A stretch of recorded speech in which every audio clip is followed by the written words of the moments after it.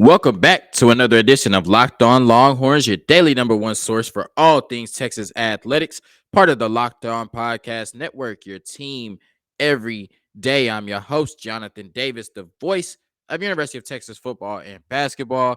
Thank you, as always, for making Locked On Longhorns your first listen of the day. For my audio listeners, make sure you're subscribed on YouTube for exclusive content and to put a face behind the voice of your favorite podcast. Make sure you like us, rate us, review us, give us 5 stars. Anything less than that, I have to believe you're not listening hard enough. For my video watchers on YouTube, I know what you're thinking, John. I see you in the hotel. Where you at? I'm in Laredo, Texas. I know that's random. I'm down in the valley in Laredo, Texas. If you're from Laredo, you've been to Laredo, let me know where the vibe's at. Let me know where to go. Let me know what to do. All I've heard about is Taco Palenque. I've had it before. So just let me know where to go. Let me know what to do. Once again, if you're from Laredo, been in Laredo, I'm out here in the city, just keep me posted. But that's not where we're here today. We're here for a special bonus edition of Locked On Longhorns, here to talk about a former Texas Longhorns quarterback who could get his chance to shine this year in the NFL. So we saw some breaking news today. Indianapolis Colts quarterback Carson Wentz was traded to the Washington Commanders. I'm going to have to get used to that. They've had 3 names in 3 years now. So I'm going to have to get used to Washington Commanders.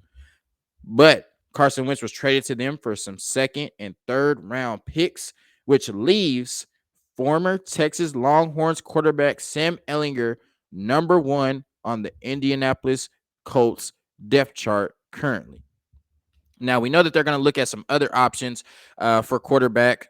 For starting quarterbacks, we've heard today that they're looking at Jimmy G, potentially the San Francisco 49ers quarterback, who is likely on the move after they moved up to get Trey Lance. I was about to say Jordan Love. Trey Lance in the draft last year. They're also interested in Jordan Love, who they were looking at in the draft when the Packers moved up to get him to replace Aaron Rodgers. And all Aaron Rodgers has done since then has win 2 MVPs and signed. He said it wasn't 4 years, $200 million, but we know it's a lot of money that he signed for.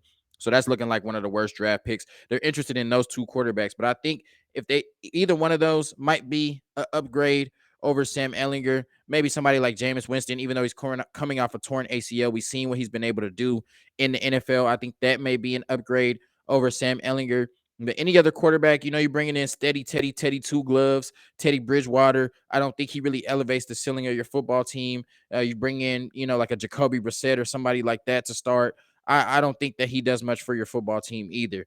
So if you can't get, your pick of Jimmy G, Jameis Winston, or Jordan Love, the 3 J's, then I think you go with Sam Ehlinger, the former starting quarterback for the Texas Longhorns. Once again, he's currently number 1 on the depth chart for the Indianapolis Colts. And we saw that they got rid of Carson Wentz. And the reasons that they cited for getting rid of Carson Wentz was, one, he didn't show the leadership that they desired. And, of course, you're going to want leadership from your QB1, your starting quarterback, especially when you're making close to $30 million. You want him to come in and galvanize that football team, lead that football team. And the Indianapolis Colts did not feel like they got that from Carson Wentz in his 1 year in Indianapolis. The second thing was they felt like he was resistant to coaching. He didn't want to be coached. And you can't have a leader of your football team or somebody who's supposed to be a leader. You can't be your quarterback. You can't have somebody who's in the media, because kind of the face of the football team, whether he wants to be or not, resistant to coaching. That leaves a bad taste in everybody's mouth, and it has a bad effect on the rest of the players on the football team, because if your quarterback is out here saying, I don't want to be coached, then what does that do to the 53rd man on the roster? He probably doesn't want to be coached either, because it's like, look, Carson Wentz don't want to be coached. So it left a bad taste in everybody's mouth. And of course, the erratic play, which we've largely seen since 2017 with Carson Wentz, of course, he gives you the plays where you're like, oh my God, I see why he was the second pick in the draft. And then he makes those plays where it's like, oh my God, I see why he's been traded twice in 5 years. And so I think like a player like Sam Ehlinger, we know what type of leader he is, leading Texas to their first 10-win season since 2009, since the Colt McCoy era, while he was at the University of Texas under Tom Herman. We saw the way that the team kind of rallied around him, and we know that he was a hell of a leader at the University of Texas for the Longhorns football team. We saw him after he beat Georgia in the bowl game screaming, "We're back." And now we might actually be back. We weren't back when he said it, but we might actually be back now. I think Sam Ehlinger definitely is a player that wants to be coached, wants to get better every day, and wants to come in the facility and not only be better for himself, but be better for the players around him and elevate them just as a leader and somebody that's going to come in and work hard and be a role model, be somebody that those players not necessarily can look up to because they're grown men, but can look at somebody and say, okay, he's coming in and he's the first one in, the last one out. That's the type of attitude and energy I want to bring to the football team as well. And then, of course, he's not as talented as Carson Wentz. Coming out of college, he didn't even really project well as an NFL quarterback, but he was able to work his way up to being second string on that depth chart. And now with Carson Wentz gone, he, likely could be the starter. And so he just has the intangibles. Chris Ballard, the GM of the Indianapolis Colts, and Frank Reich, the head coach of the Indianapolis Colts, are both on record saying that he just kind of has that it factor. Right. It's not something that you can necessarily write down on paper. It's not something you could point to and say, hey, he has a cannon for an arm, or say he's extremely accurate or anything like that. But he just has that it factor and he has the ability to make plays. And so I think he has a realistic chance to come in and be the starting quarterback for the Indianapolis Colts this year. And what I really like for a team like the Indianapolis Colts is this is a team where Sam Ehlinger wouldn't have to come in and do too much. They have an outstanding defense led by all-pro linebacker and Darius Leonard, also all-pro defensive tackle and DeForest Buckner, so they can win games on the defensive end. They have a hell of an offensive line with all-pro offensive lineman Quentin Nelson, one of the best young players in the NFL, one of the best offensive linemen in the NFL, maybe the best running back in the National Football League outside of Derrick Henry and Jonathan Taylor. We saw what he was able to do last year, so you can just turn around and hand the ball off to him. I also like Naheem Hines behind him as a change of pace running back. And you have receivers on the outside like Michael Pittman and potentially T.Y. Hilton if he does not retire. So he doesn't have to really do a whole bunch. He doesn't have to come in and be Patrick Mahomes or be Josh Allen.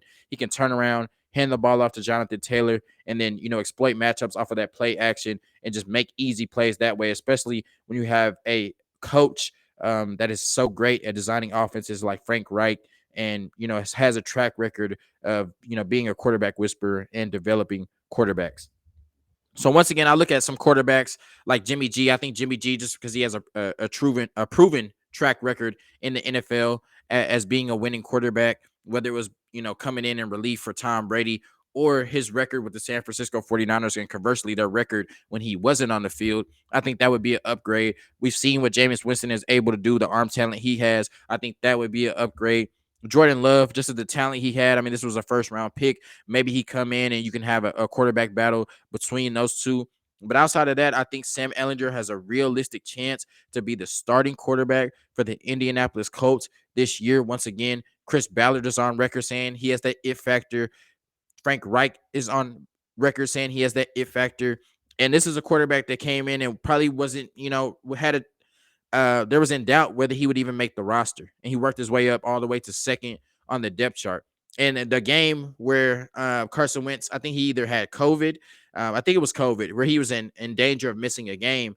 They were ready. They were prepared for Sam Ehlinger to go out there and start. And they were very comfortable and confident in his ability to go out there and start and win games where they kind of had to continue to win and make sure they were in the playoffs. And we saw Carson Wentz and his football team ultimately fold, losing to Jacksonville in the last week of the season in a win and in scenario. So once again, Sam Ehlinger has a realistic chance to be the starting quarterback for the Indianapolis Colts this year. And how poetic would it be if in the year that Texas football comes back, yes, I've said it on the podcast, this is not hyperbole, this is fact, not fiction. Texas football is back with Quinn Ewers under center, Sark's number 5 recruiting class in the country, his second year, the transfers he's brought in, and Isaiah Nair, Jaleel Billingsley, Ryan Watts, and of course the golden boy with the mullet, number 3 on your Texas Longhorns football team, Quinn Ewers. If Texas Longhorns football is back, and the player that deemed that Texas Longhorns football was back in his time at the University of Texas, Sam Ehlinger, is back